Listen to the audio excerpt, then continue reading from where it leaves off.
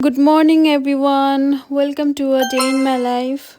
आज चाहिँ मेरो आफ्टरनुन सिफ्ट भएको भएर बिहान चाहिँ मजाले सुत्न पाएँ, so I am happy about that. अनि बिहान उठेपछि फर्स्टमा चाहिँ मैले आफ्नो बेड मिलाएँ, त्यसपछि म फ्रेस भएँ, ब्रस गरेँ अनि मेरो लुगा धुन पर्ने थियो, त्यही भएर लुगा चाहिँ मेसिनमा हालिदिएँ धुनको लागि। त्यसपछि मैले आफ्नो ब्रेकफास्ट बनाउनको लागि अन्डा चाहिँ फर्स्टमा बोइल गर्न हालिदिएँ साइडमा। अन्डा बोइल गर्न राखिदिएर के नाच्दै थिएँ साइडमा गीत गाउँदै, मेरो फोन झर्यो। झरेको फोन उठाएपछि नि फेरि नाच्दिएँ म त। 2 दिनको जिन्दगीमा के नै गर्नु छ र होइन साथीहरू।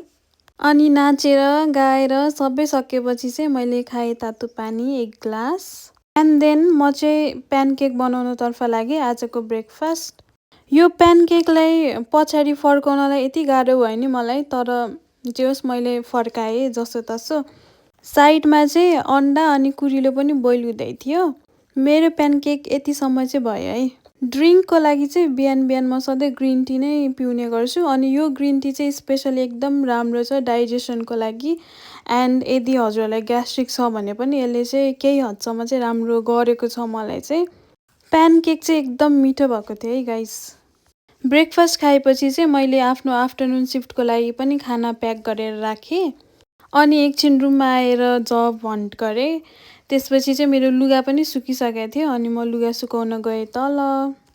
टाइम पास्ट सो फास्ट के, त्यति गर्दाखेरि नै मेरो बेलुका काम जाने टाइम हुन लागिसकेको थियो। सो मैले चाहिँ खाना पनि खाइहालेँ।